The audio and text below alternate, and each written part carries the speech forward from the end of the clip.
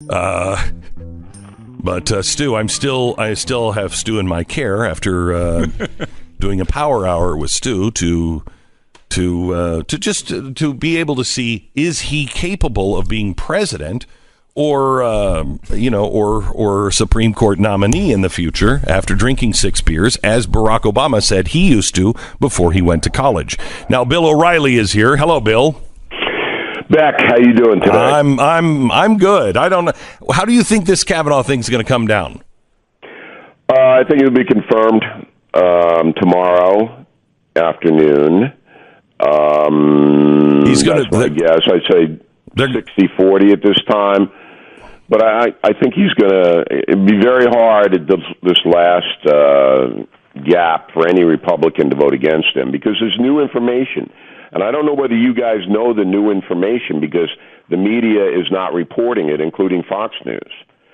According to Wall Street Journal, Dr. Ford's people, that includes her lawyers and her advisors, tried to get a woman named Leland Keyser to change her testimony.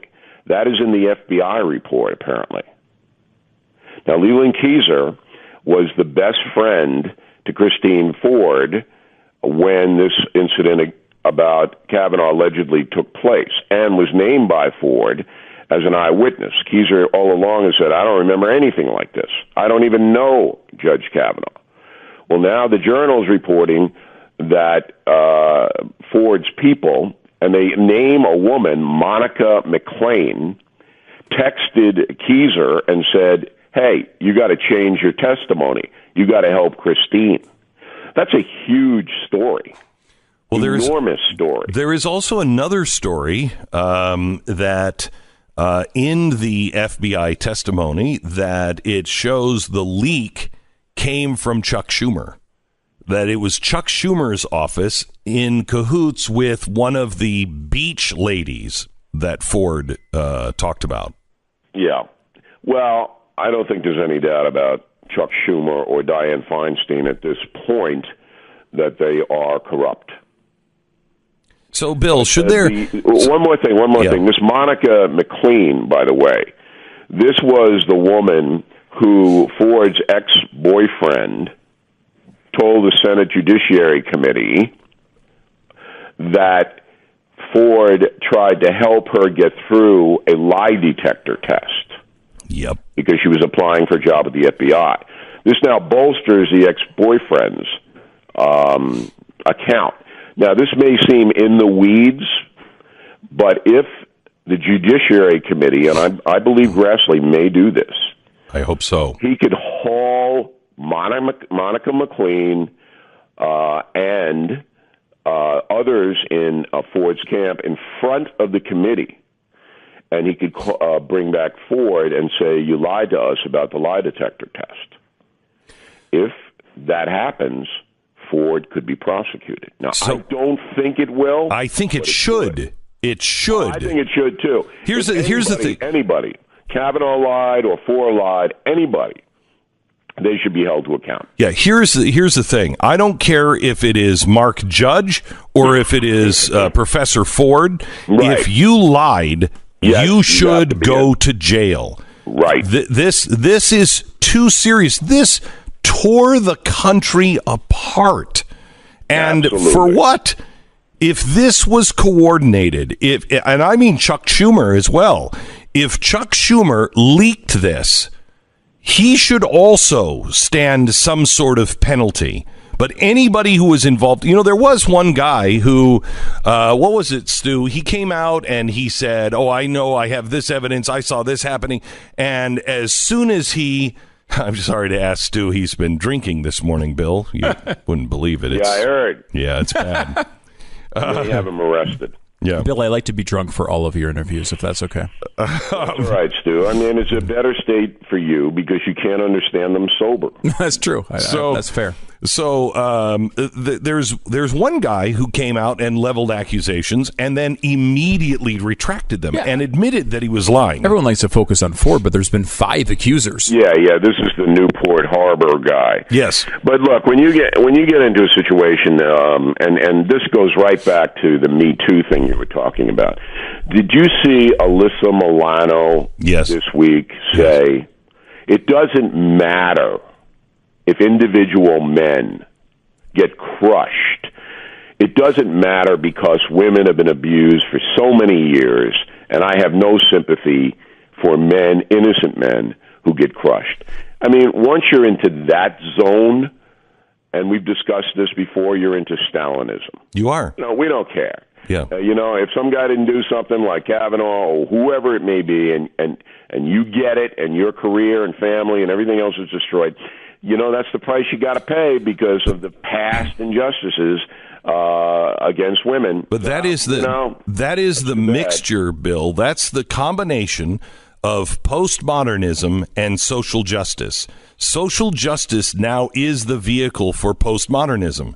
And the idea is it doesn't matter if she was telling the truth because others have been in her situation. That's right. It doesn't matter if he did it because others have been in his situation. What matters is communal justice. That's evil. The other key to this that other people aren't talking about and the media will never report on is that the same people that organized a sponsored boycott against me when I was on Fox News are now paying people to go to the Capitol to scream and yell at senators about Kavanaugh. The same outfits are doing it. Move On leads the league. All right, they've got the mailing list. They've got all the information. Mm-hmm. I mean, I'm sitting there going, deja vu? Yeah. Same people. So now, in addition to insanity like Alyssa Milano, individual insanity, then you have an organized, coordinated effort with tens of millions of dollars courtesy of George Soros and others, okay, who are organizing, sending people, paying people to go in and disrupt, sometimes physically, the process. And Americans are basically in the dark. They don't know what's happening, Beck, because it's not reported. Well, I will tell you, I listen to that stupid New York Times podcast. I listen to it every day just to hear what spin they're putting on it. And it made my eyes bleed today. I couldn't take the hypocrisy. But one of the things they were talking about is, I'm really concerned because things in the Capitol are becoming very scary. They're very scary for reporters and for these senators, and things are getting out of control. Gee, do you think so? Doing that. Yeah. Did you know? It's not the right. New York Times. Go ahead. No. I love the banjo. It's not a banjo, but. It's not a banjo, even remotely close to a banjo. Have you ever heard instruments before, Bill? Stu, you better watch it, man. I know where you live.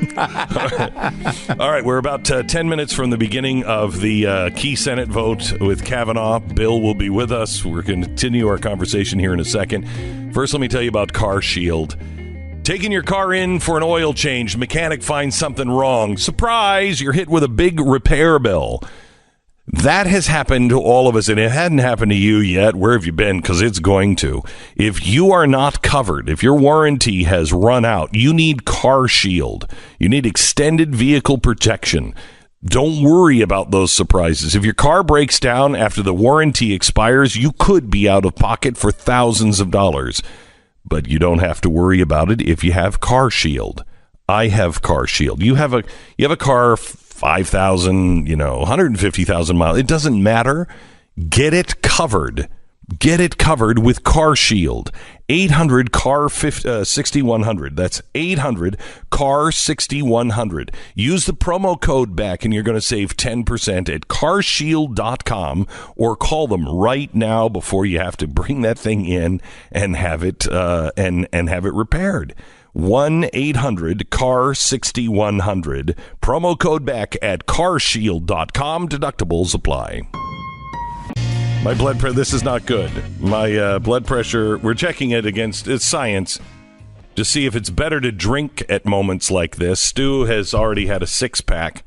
And as the Kavanaugh hearing is going on and Bill O'Reilly is here, my blood pressure is 145/98, and my pulse is 120. 145/98. That feels like really. It's not good. That doesn't seem healthy. That doesn't seem. Well, look at. Well, me. I wanted to try to get through Killing the SS, so yours? I wanted to get drunk first. Yeah, that's how this works. I mean, wow.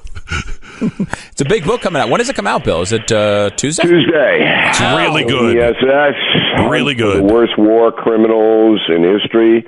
Tuesday advance, and book's already sold 75,000 in advance sales. Wow! So and you only have 71,000 in the trunk of your car, which is nice. Yeah, I know. and the gas is going up. It's really good. Yeah, I know. All over the it's place. actually a really good book, Bill. Really good book. 4 minutes. 4 minutes to the vote. Senator Collins has just voted yes on the advancement. She said she'll announce her final decision at 3 p.m. Is she delaying this again?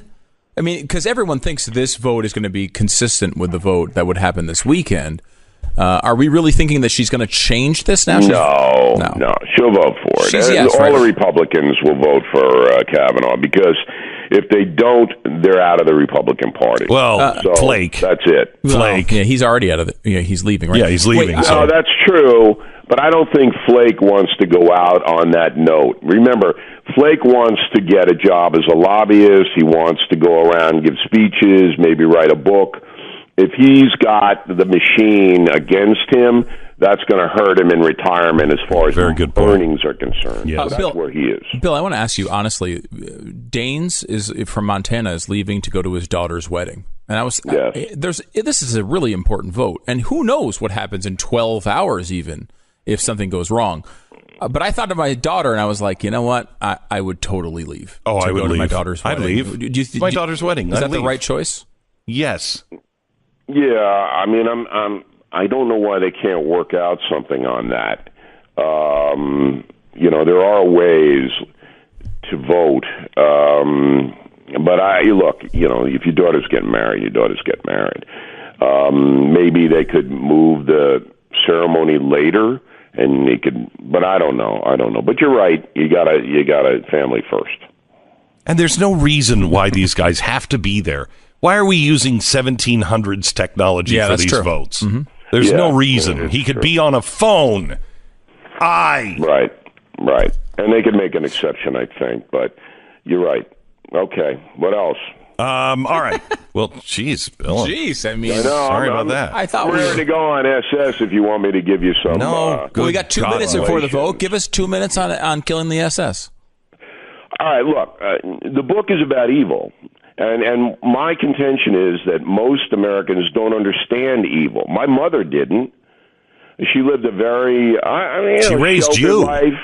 Yeah, she spawned me, which is obviously, but she loved me and thought I was good. So obviously she didn't understand evil. Right. So we're seeing so much evil in America, are we not? People walking into schools and gunning down kids, clerics, abusing children. Chicago, where thousands of people are shot by drug gangs and nothing's done. Opioid epidemic through the roof. This is all evil. It's centered on evil. And so I wrote SS with an eye on explaining to the reader that these concentration camp guards and the people who killed babies and gassed innocent people were farmers and merchants and bankers. They weren't anything trained to do this. They weren't assassins. They were regular people, and once the war started, they put on their black uniform with the death's head insignia and went in and did the most horrible things that history's ever seen. Okay. The book is better than his explanation. It's Killing the SS comes out Tuesday. Yes. As many of you know, science is really the main focus of this program. And many awards. And our many awards and our many scientific papers that have been published. I am a doctor, and Stu will confirm that. That is true. That is true. So, Humanities. That means you can treat the entire human body. Exactly right. As you tell me every single time. Yes, I can treat the entire human body and the mind. And today, we have a science experiment happening in the first hour before we get to Bill O'Reilly and the live Kavanaugh vote. What a show this is going to be. What a show this is going to be. I'm not going to remember it. So yesterday, we played this audio from Barack Obama, and I want you to listen as a scientist. Yes, play it, please. Yeah, I think I was a thug for a big part of my growing up. He was a thug. I think I was a very typical. Oh boy, a word he loves. Typical. He loves that word. Gregarious. Yes. Mischievous child. Okay, so as a young boy. He was a typical child. I think. By the time I was an adolescent and had moved back from Indonesia and was struggling with these issues of racial identity and a father not being in the house, and I think that I reacted by engaging in a lot of behavior that's not untypical of black males. Typical across the country. Black male. I played a lot of basketball. I didn't take school that seriously. Okay, didn't take school seriously. I got into fights. I drank. Drank. Did and consumed substances and did drugs. Weren't always legal. This is amazing. And I think generally was acting out in ways that when I look back on it, I understand. I think that what got me through those years was sort of a natural aptitude for schooling. Yes. Which meant that I didn't have to do anything, pay attention too much to be able to keep. God, he rambles in this clip. He does. At least. Come on, get to it, man. Get to it. Graduate. Yes. Some of my behavior was self-destructive. Self-destructive behavior. Here is. I might drink a six-pack in an hour. He'd drink a six-pack before going back to class, and then go back to class. Like okay, we can shut him up now. I have lots to say about this clip. Lots. Go ahead, take it because you're already behind. The sound that you heard, a little timer that's going to go off every. All right, a shot of a beer. It's early for that. That's all right. He had to go to class early. He did. This is science, man. Please don't question my my process. Oh, you got to take another. You got to take another shot. Usually, it takes a while before they start feeling like they're coming every 5 seconds. Well, that one. Okay. So what we're doing is, I don't believe you can drink a six-pack in an hour and go to class and, just everybody thinks you're normal. Hey, actually, let me change that. I don't think you drink a six-pack in an hour and then want to go to class. You just don't go. Right. Right? I mean, because you're like, okay, there's nothing I can do about this now. You're not going to be coherent. Right. Or at least you're not going to be able to pull off the normal student role, especially for a constitutional scholar like Barack like Obama. a scholar. Okay, so we're testing Stu. He's drinking every time you hear that little chime. He'll be taking a shot of beer every time you hear that. So every minute for the next 56 minutes or something like that. It's until 56 after the hour, and that goes to exactly a six-pack. It's basically a power hour, but it's not power hour. 7.5 beers. Yeah. There it is again. So I'm gonna hate that noise by the end of this hour. Stop it. All right. Oh, this is gonna suck. Now I made a questionable choice. I will say to lead this off. One of my favorite beers, Dogfish Head IPA. Their flesh and blood version, which is delicious. I thought this is a good breakfast beer. It's got a little some orange in there. It's delicious. You know what really pisses me off? What's that? I wasted all of my blackouts before my kids went into their teenage years. That's when a parent needs blackouts, okay? And also, I was still drinking when it was like whiskey. In like a dirty glass. Yeah, it's like smoke-filled room. Yeah, but put it in a dirty glass. Yeah. That was my experience. Then I stopped drinking, and they come out with all these great flavors. Of course, if they have beer that, tastes like cookies, I would have been dead. Maybe it would have been gone. I've got a Snickerdoodle Ale here. Yeah. Well, we're going to get to it in a minute. Now, the problem with this one, as I do this shot here, home, is it's 7.5% alcohol, which I didn't really realize when I pulled it out of the fridge today. It's a little high. You didn't say what kind. No, but I mean, you got to figure Barack Obama before he goes to school, it's like Bud Light or something. So that's, is it? Or is it the typical black beer? We should, I guess, to be really as loyal non-racist as he is. We should all come together and figure out what the typical black beer is and drink that. Thanks, Barack. Maybe he can tell us. Can you believe that's the other thing we wanted to talk about on this was this guy? I'm sorry. If that was said by a white guy, it would be so racist. Can you imagine anybody saying, well, the typical black experience, they'll get up and they'll play a lot of basketball. They don't take school seriously. They get into a lot of fights. They drink a lot, do drugs, and go to class hammered. Can you? God, I hate this noise already. Sarah picked that noise, and I hate you, Sarah. So, but you're right. Even half of that is a career ender if you happen to be white or conservative. Yeah, either one. Just saying. Honestly, if let's say, I don't know, Mitt Romney came out tomorrow, or Orrin Hatch, or Jeff Sessions, or John Thune came out tomorrow, just like, by the way, one of the interesting things about the typical black person is they're always playing basketball. He'd be done. Kavanaugh would be done. Kavanaugh, yeah. Forget they've accused him of gang rape, and he's still going strong. If he would have said, "Yeah, while I was running the gang rape thing, I thought it was better than what the typical blacks do, just playing basketball," he'd be out. He'd be out. I mean, and the fact that he loads all of that on. The fact that he loads all that on, and there's like 5 horrible things. I mean, but saying that people play basketball is not a bad thing.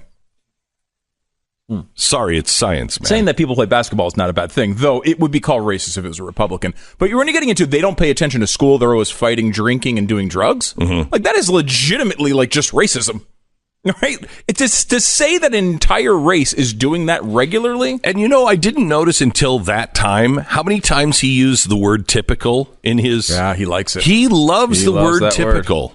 And by the way, in a way, it really does vindicate this moment you had on Fox many years ago. Do we have to bring that up? Yes, or is this the booze talking? No, I'm a good half a beer in, so let me go. No, I mean, it's, in all seriousness, it's like. What you said at the time, and as you said, you've poorly phrased it on Fox, but as we talked about just the next day, he sees everything through the prism of race. Yes, he does. And he said he was struggling with his life because of drink. Because of I'm a scientist. Because of his racial identity issues. Drink. Okay. Do you know how Power Hour works? I have until the next one to get that thing down. It's okay. God, this is going to be hard. This is way too. Just not the right time for this. You know? When is the right time? When you're 21 is when the right time is, okay? I'm double that. All right. You're pathetic. You'll never be an alcoholic. There's a right time. Yes, all the time. You used to not drink until it was 5 p.m., if I remember correctly. That's what kept me from being an alcoholic in my head. That was your excuse, right? It really was. Your little line that you drew. Yeah, I drew this line, this crazy line, because I thought alcoholics are drunk all day. Alcoholics get up and they drink. So I'm not going to do that because I'm not an alcoholic. And I would literally, no matter where I was, I had alcohol in my hand and I watched either on... This is infuriating. I watched either on my watch or a clock. I would watch the second hand go to 5 o'clock. And when that thing went to 5 o'clock, I drank immediately at 5. And that was the thing. Oh, you got to fill that up. Another beer, please. I have to mix the beers? Yeah. We'll drink it and then drink another one. I mean, if you're going to burn some